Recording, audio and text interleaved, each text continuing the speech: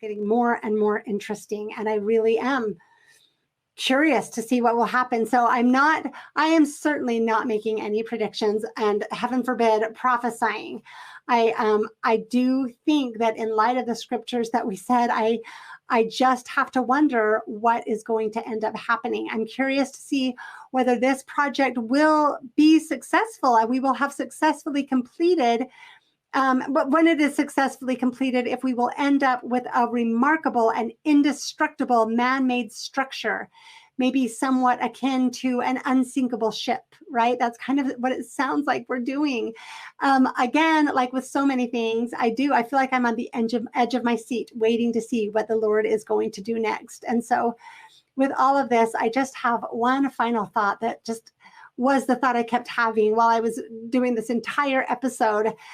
The problematic foundation of Brigham's Salt Lake Temple, right? That it does indeed seem to be profoundly symbolically relevant. And I love that they are digging down to the foundation. And at this point, actually carefully digging it out by hand to see what is there, to see what is solid and what is filled with pebbles and what they need to do about it.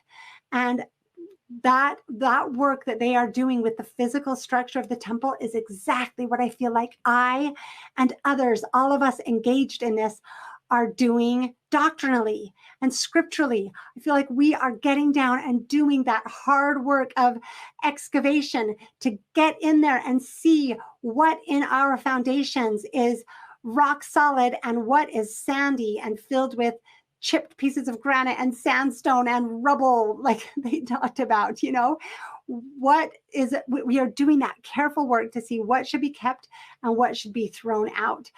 I just can't help but desperately wish that the church would undertake the same process doctrinally that they are to some extent pursuing physically. I think that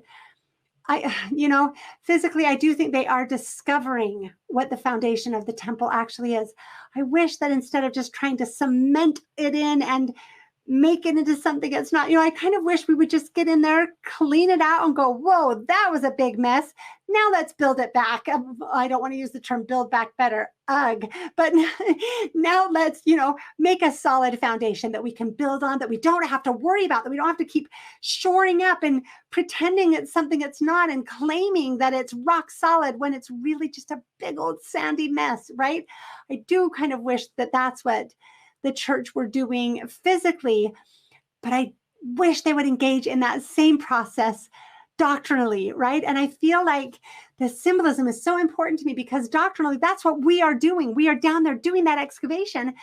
And my feeling is that there's just this attempt to sort of cement over the top of it, right? With all of these bad narratives, some that Whitney and I talked about, and more that are just showing up all over the place all the time. It's like, let's cement over that sandy foundation with these bad narratives and pretend that everything is fine. And I just feel like that is not going to work. That is not ever going to work.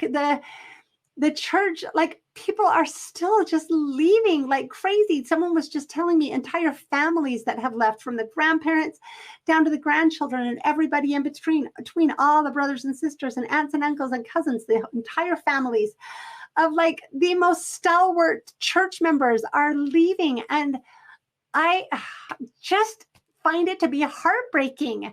I do not want that to be what happens and what people feel like has to happen.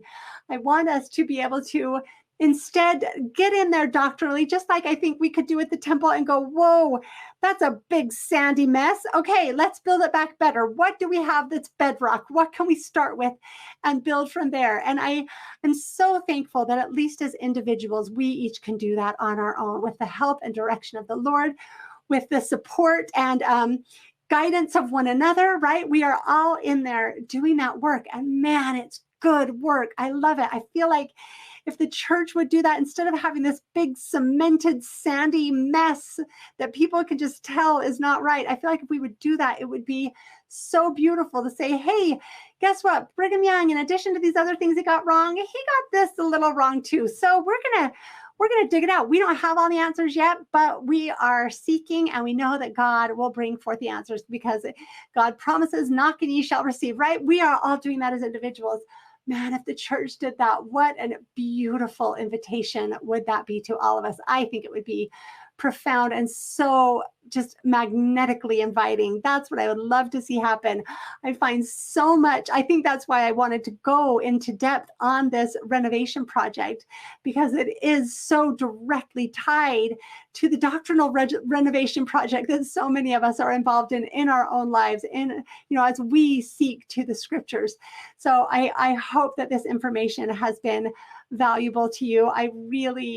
I'm so glad that I'm engaged in this work. I'm so glad that so many of you are engaged in this work. I hope that we will continue. And no matter what the current leaders of the church do, we are engaged in this work, and we can keep praying for them, keep doing our best to support them, and keep hoping that at some point that this is the direction we will go. I was really struck by this quote from then Elder Nelson. He gave a talk called How Firm Our Foundation, and he gave several points of what he believed to be the foundational doctrines of the church. And he said, with such a foundation, this church will not be moved from its place. That really made me think. I don't know exactly what that means, being moved from its place, but I like the idea, and it really made me think. With the current sandy foundation that we have as a church at this point, I don't personally know that that's true. Like, this church built on the foundation that still has polygamy and other structures that Brigham established, power structures and hierarchies, and with that still as part of our foundation. I don't know that feels true to me. I don't know that it's true yet, but with all of my heart, I believe that it could be. And that is my prayer. So thank you for joining me, and I will see you next time.